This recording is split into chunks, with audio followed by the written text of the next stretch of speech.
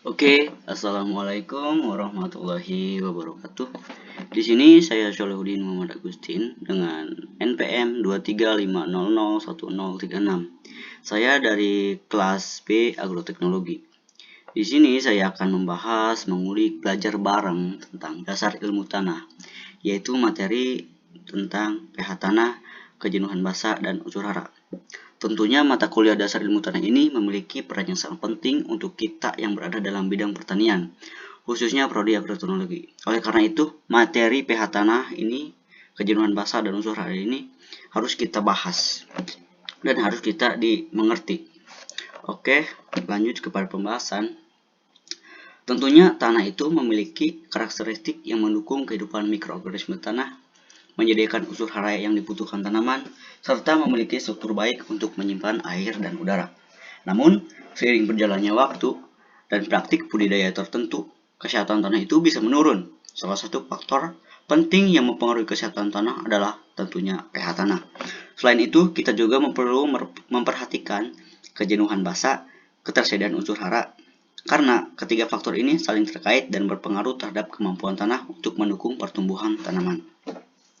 Oke, mari kita bahas lebih dalam mengenai pH tanah, kejenuhan basa, dan unsur hara untuk memahami pentingnya menjaga kesehatan tanah.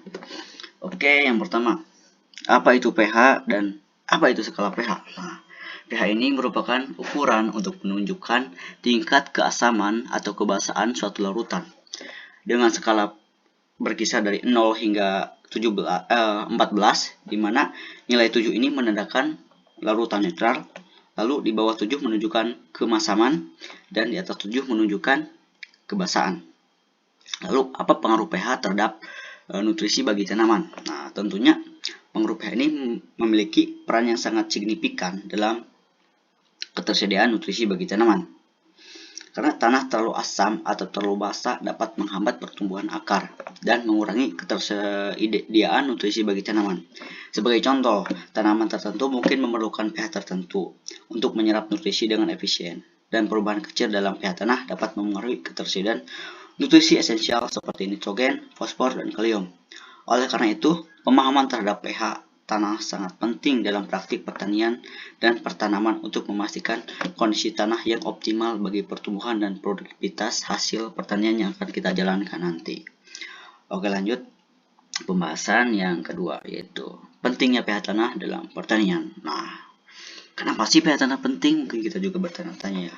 Yang pertama, hubungan antara pH tanah dan jenis tanaman yang dapat tumbuh sangatlah penting karena tanaman memiliki preferensi tanah yang berbeda-beda, dan pH tanah yang tidak sesuai dapat menghambat pertumbuhan dan kesehatan tanaman. Lalu yang kedua, perubahan pH tanah tentunya memiliki dampak langsung terhadap pertumbuhan dan hasil tanaman. Contohnya, pH tanah yang terlalu rendah atau tinggi dapat menghambat penyerapan nutrisi tanaman, sehingga dapat menurunkan hasil produktivitas hasil pertanian. Lalu yang ketiga adalah hubungan antara pH tanah dan ketersediaan Kb. Nah, perubahan pH dapat mempengaruhi ketersediaan Kb dalam tanah yang dapat mempengaruhi pencemaran lingkungan dan kesehatan manusia melalui tanaman. Oleh karena itu, pemahaman yang mendalam tentang pH tanah adalah kunci untuk meningkatkan produktivitas, kelanjutan, dan keamanan dalam pertanian. Oke, lanjut.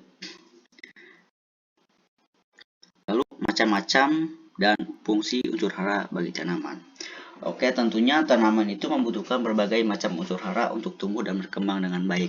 Sama halnya dengan kita manusia ya. Kita juga kan butuh makanan seperti karbohidrat, protein, mineral, kalsium untuk tumbuh dan berkembang. Tanaman juga butuh itu.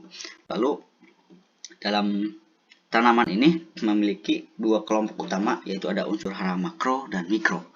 Nah, unsur hara makro ini memiliki pengertian yaitu unsur hara yang dibutuhkan tanaman dalam jumlah besar seperti nitrogen, fosfor, kalium, kalsium, magnesium, dan belerang. Lalu unsur hara mikro adalah unsur hara yang dibutuhkan tanaman dalam jumlah yang sedikit. Contohnya boron, tembaga, besi, mangan, molibdenum, dan klorin. Tentunya setiap unsur hara tersebut memiliki fungsi yang berbeda-beda. Contohnya nitrogen. Nah, nitrogen ini berperan dalam pembentukan protein, asam nukleat, dan klorofil. Nah, jika tanaman kekurangan nitrogen, itu bisa terlihat dari daunnya, yaitu berwarna kuning, dan akar tanaman tidak berkembang dengan baik. Daun dan pertumbuhannya terhambat. Lalu fosfor. Fosfor ini berperan dalam pembentukan akar, batang, dan daun. Jika tanaman tersebut kekurangan fosfor, dapat dilihat ketika daunnya berwarna ungu dan akar tanaman tidak berkembang. Lalu kalium. Kalium ini berperan dalam mengatur keseimbangan air dan penyerapan nitrogen dan fosfor. Jika kekurangan kalium, maka tanaman dilihat daunnya atau tanamannya akan mengering dan rontok, serta buahnya tidak matang secara maksimal atau sempurna. Lalu kalsium berperan dalam pembentukan dinding sel dan unsur hara lainnya. Dapat meningkatkan ketahanan tanaman pangan dan penyakit. Jika tanaman kekurangan kalsium, maka dapat menyebabkan daun tanaman menggulung dan layu, serta pertumbuhan akar terlambat. Lalu magnesium. Nah, magnesium ini berperan dalam pembentukan klorofil dan membantu aktivasi enzim. Jika kekurangan magnesium, dapat menyebabkan daun tanaman berwarna kuning dan bercak coklat. Lalu belerang. Belerang ini membentuk protein, asam amino, dan minyak esensial.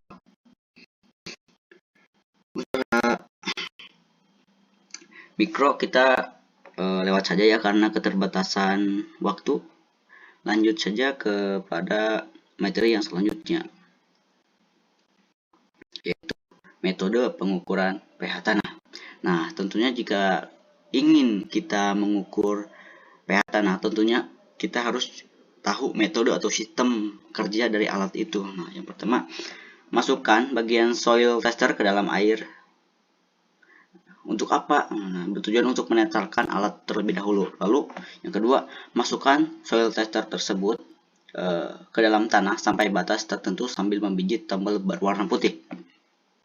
Selanjutnya, lepas tombolnya dan lihat indikator yang ada dalam soil tester. Lalu yang terakhir, catat pH tanah yang muncul setelah kita lihat. Lalu jika kita ingin mengambil sampel tanah, ada beberapa hal yang perlu dipersiapkan. Yang pertama, pilih lokasi pengambilan sampel. Lalu yang kedua, gali lubang. Gunakan cangkul atau skop. Itu gali lubang bisa sedalam 15-20 cm. Lalu ambil sampel tanah. Ambil segenggam saja dari isi lubangnya. Oke, selanjutnya masukkan sampel tanah ke dalam wadah. Lalu pecahkan gumpalan tanah jika ada dengan tangan ataupun garpu. Selanjutnya, masukkan sampel tanah ke dalam Ziplock atau isi plastik hanya setengah saja. Oke, selanjutnya tuliskan tanggal, lokasi pengambilan sampel, dan jenis tanaman yang akan ditanam di area tersebut pada label. Oke, selanjutnya materi tentang ini dia strategi peningkatan pH, Kb, dan ketersediaan unsur hara. Nah, penggunaan pupuk yang pertama bisa dilakukan dengan penggunaan pupuk sesuai kebutuhan tanaman. Nah, ini merupakan salah satu strategi yang sangat penting, karena dengan pemilihan jenis dan dosis pupuk yang tepat dapat meningkatkan pH, Kb, dan ketersediaan unsur hara tanah. Ada beberapa jenis pupuk. Yang pertama ada pupuk organik dan yang kedua pupuk anorganik. Nah, pupuk organik tersendiri memiliki beberapa macam. Ada pupuk kandang, pupuk kompos, pupuk hijau. Nah, semuanya ini memiliki fungsi yang berbeda-beda untuk tanaman. Lalu yang kedua pupuk anorganik yang terdiri dari pupuk NPK, urea, SP, dan KCl. Tentunya pupuk NPK ini berfungsi untuk meningkatkan kadar NPK dan dalam tanah. Lalu pupuk urea berfungsi untuk meningkatkan kadar nitrogen dalam tanah.